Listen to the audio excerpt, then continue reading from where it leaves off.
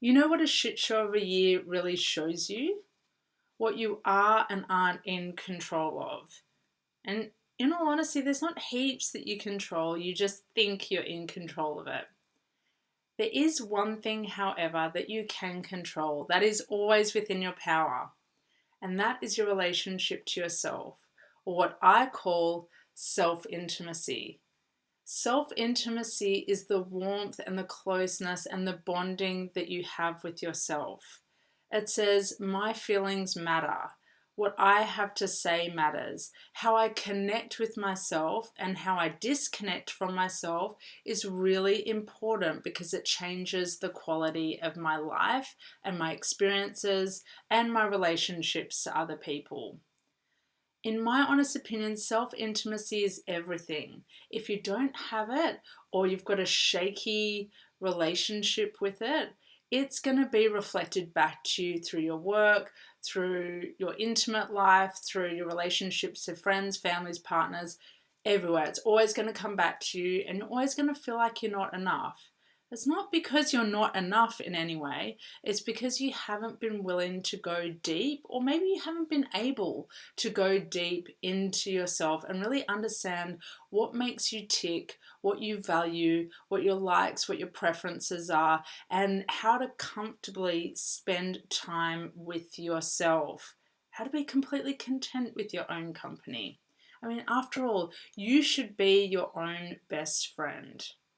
And the main gripe that my clients have had with the concept of self intimacy and the aspects of it is, but wait, if I go step into self intimacy, won't I be seen as selfish? It's like, no. Anyone that perceives you to be selfish for looking after your own needs and being connected to yourself clearly has their own self intimacy problems that they're projecting onto you. It's selfish to hide your gifts from the world. It's selfish to be so depleted from giving to everyone else that you've got nothing more to give. It's twisted. That's what's selfish in this world. It isn't that you're looking after yourself. That's not what's selfish. It's when you deny your gifts and you deny your talents and you ignore your energy and your warning bells and keep going. That's what's selfish, because then we lose you. We lose your essence. We lose your spirit. We lose your help. We lose your guidance.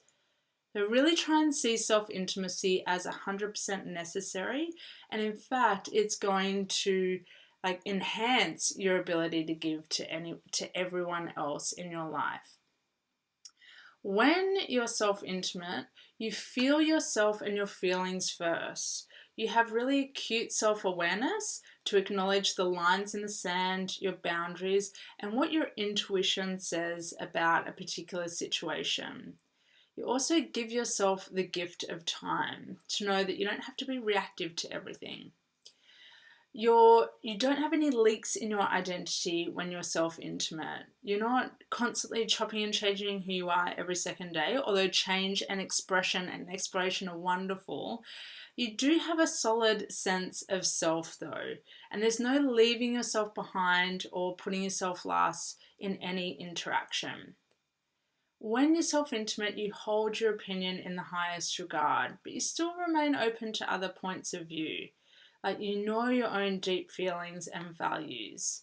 You resist the urge to react or take the bait, and you can step back and just remain really calm and centered no matter what is being thrown at you, because you've prepared for this. When you're self-intimate, you treat yourself with so much softness like a lover would. You don't have to use drink or drugs to source a feeling or to bring on a feeling. You've had plenty of time to work out how you can do that for yourself by yourself, which is a true act of empowerment. And lastly, when you're self-intimate, you have the capacity to seduce yourself because your body confidence and the pleasure that your body emits is an ongoing source of comfort. It doesn't matter what your body looks like or how it moves or doesn't move or whatever disabilities it has. It doesn't matter. You are self-intimate because you have deep reverence for yourself. How incredible is that? None of that is selfish. None of that is weak. In fact, when you look at all of that, it's huge strength, right? And when you can be in your power, you can be that strong to say no when you want to and say yes when you mean it, you connect with other people on a whole other level. So, totally magical. Ultimately, when you're self-intimate, you are the expert on you because you are the one that's closest with you. That's what I love about self-intimacy is I don't need permission from anyone else. I will definitely take information from other people. I will ask them questions. I will seek guidance. In the end, I make the final decision because I'm the expert on myself. And to a degree, I need to do things my way because that's where I'm going to learn the most. If I'm constantly trying to mimic everyone else, we've got a problem. I've stepped away from my essence and I've become a cardboard cutout. That's not what I want for my life. I want something much bolder and much more brazen. Just going to run through a few points of what self-intimacy is. Self-intimacy is choosing yourself first. You're not always worried about the comfort of others. You're okay with people coming in and out of your life. Your connection to yourself becomes a measure of whether someone can come into your world. Okay, that part's really important. You're assessing everyone based on how connected you are to you. When you feel leaky in your identity, when you feel like you're not sure of who you are, it kind of opens up the floodgates for anyone and everyone to come in because there's no barrier to say, wait a minute, you're not of the caliber that I'm looking for. You're not the kind of friend I'm looking for. You're not the kind of potential partner I'm looking for. So get clear on yourself and then who you invite. You become much more discerning about who you invite in. Self-intimacy is doing life and pleasure for yourself, by yourself. So when it comes to my private clients, this is where I normally step in. They've recognized this gap of knowing that they need to come and do this for themselves and that it needs attention regardless of what goes on in their relationship, regardless of whether this relationship lasts. They get that their longest relationship is to themselves. They say to me, I need to know me for me. And after that, there's silence because it's one of the most powerful things a woman can declare. I need to know me for me. So when a woman comes through, we can talk about all the shitty stuff her partner does or how they don't listen or how they don't mind read what they want.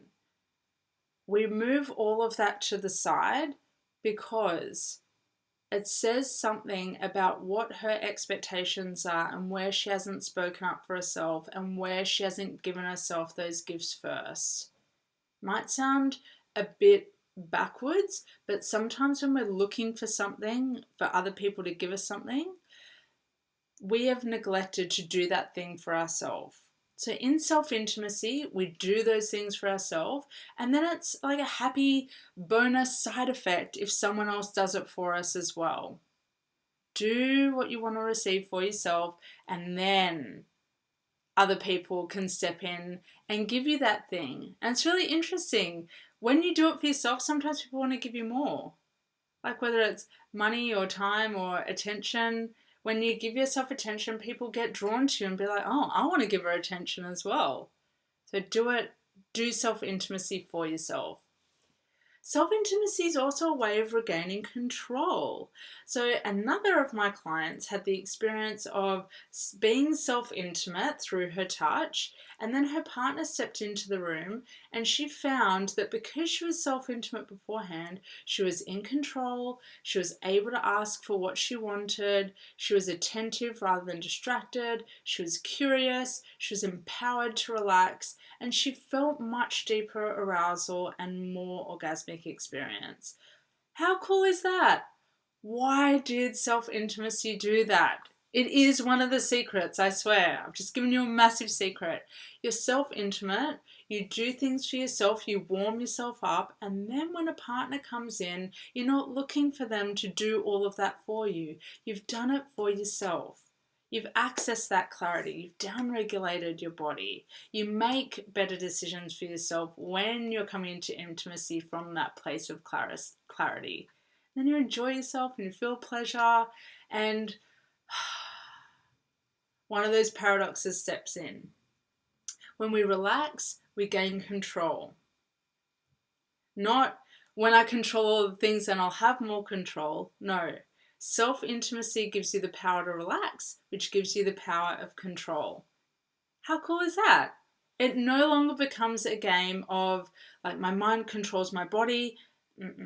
Self-intimacy swaps that around. It's like, body, when I listen to you and I follow your cues, then my mind is actually relaxed, the volume is turned down, and I actually feel more in control. Wild, isn't it? Okay, now for what self-intimacy isn't.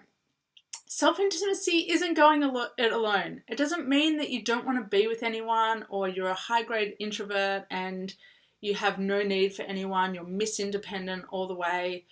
That's not what that means. In fact, you get clearer on who you want to be in your life and why you need them. So you might end up like culling down who's in your life when you're self-intimate, because you're not looking to all these people to fill you up anymore. You're doing that for yourself, and then those people in your life enhance the connections that you have and make. Like, that's what's beautiful and healthy and really lush. Self-intimacy isn't relying on all the programs and courses to sustain it, because it's no longer self-intimacy. You don't have to do years and years of self-help and personal development to like keep self-intimacy up. You learn it and then you do it for yourself again and again and again, because when you don't do it anymore, you miss it and you notice the gap and you notice yourself getting needy or desperate and stepping out of your power. And one of the key actions of keeping self-intimacy going, which I mentioned before, is doing things through your body. Let your body lead self-intimacy. When you do things through your body, you then feel self-intimate. You're not going to get the feeling of like, oh, I want to be self-intimate and then do it through your body. I mean, you could. Chances are you need to do self-intimacy through your body and show your body how it's done, and then you feel self-intimate. It's one of the little hacks of life. Do things through your body and then you'll get the feeling. Self-intimacy isn't doing it to make someone else happy. Like, you don't self-pleasure to prove something to your partner. You don't go and spend lots of time on your own to prove to someone that you're independent and that you know yourself really well. It becomes like disingenuous and inauthentic. You do self-intimacy because it's going to improve your own happiness and your own connection to yourself. And how the people in your life benefit is a really happy side effect of that. Self-intimacy isn't relying on someone else to do self-intimacy for you. Like, it isn't you sitting there and having them pull everything out of you and showing you how to do it, because that's disempowering. You need to excavate all of that richness inside of you for yourself, by yourself, because that person might not always be there.